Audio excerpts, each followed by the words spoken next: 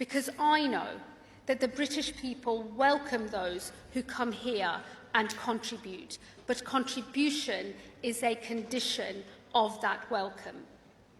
For that reason, we will soon increase the time in which someone must have lived in this country to earn indefinite leave to remain from 5 years to 10.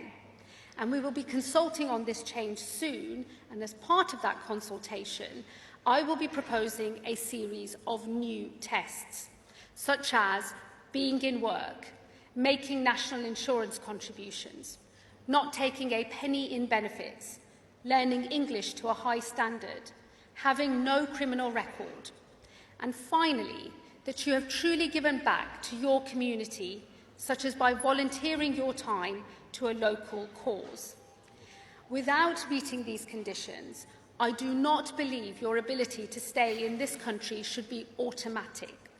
Some will be able to earn an earlier settlement than 10 years based on their contribution, while others will be forced to wait longer if they are not contributing enough. In some cases, they will be barred from indefinite leave to remain entirely. The British people have always welcomed those who come here, who work hard and who give back.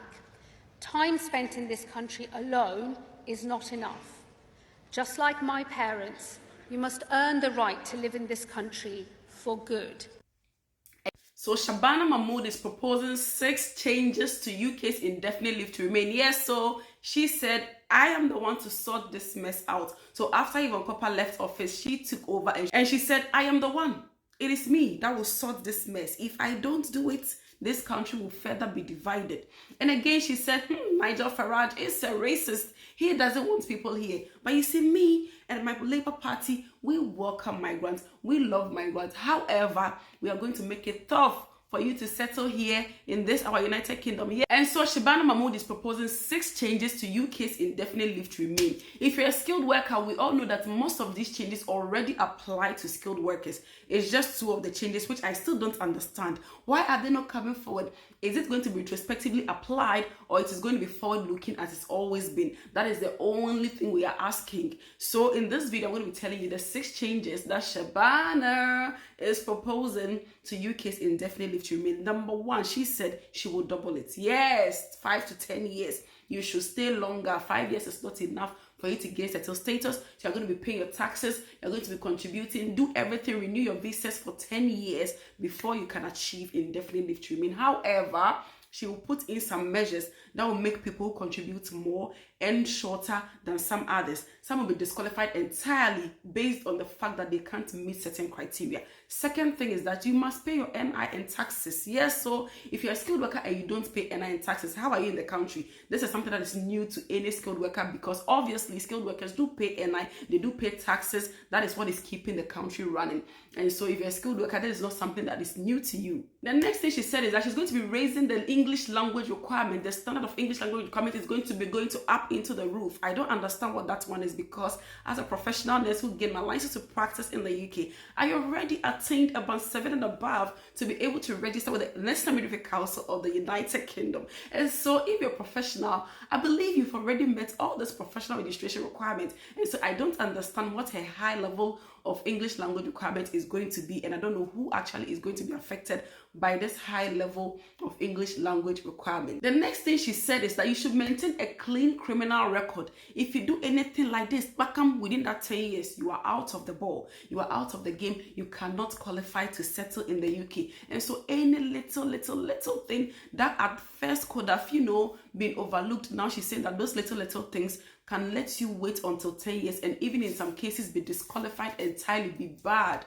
from getting indefinite leave to remain. The next thing she said is that you shouldn't be claiming benefits. As far as we know, no immigrant who is a skilled worker especially is allowed to have recourse to public fund. Even if you are dying, nobody will save you. Nobody will give you anything. You don't qualify for housing. You don't qualify for benefits, universal credit, nothing for the period that you're in the UK. So this is not news. I don't even know why this is news, because this has always been and will forever be. And so it is no news. But the last one that shook me to the core is the fact that you have to volunteer to your community. And that is she classified it as giving back to society.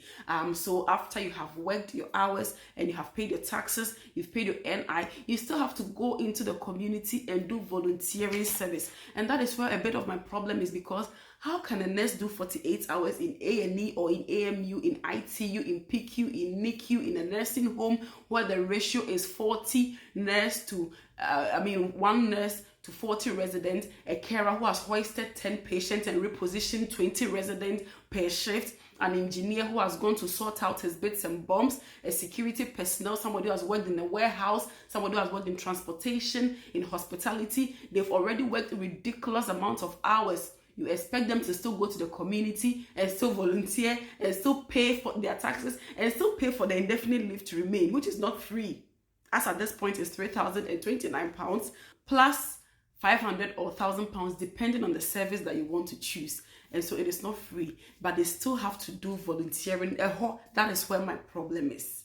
To add the volunteering to the ridiculous amount of hours that people are working, and they even lack energy to look after their own selves and their own families. They should do volunteering and still wait for this amount of years to get indefinite leave to remain. Let me know what you guys think in the comment section.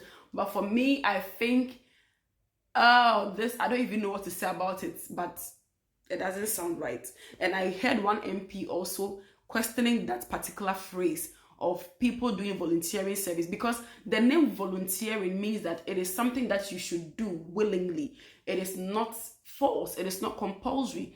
It is just like me walking to KFC, ordering food, and KFC asks me, do you want to pay a donation?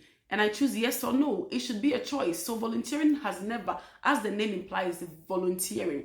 You should volunteer. It shouldn't be impulsive. You shouldn't be forced to do it just to attain something. So I don't understand why volunteering will be used as a criteria for indefinite leave to remain, especially for a skilled worker who is already working and contributing taxes and NI, huge taxes and huge NI to the community and to the society. They are already giving back. So what else do you expect from these people?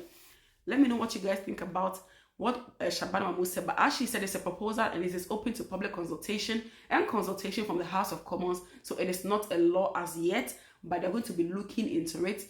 And yeah, they will let us know what they think towards the end of the year. But this is what she is proposing.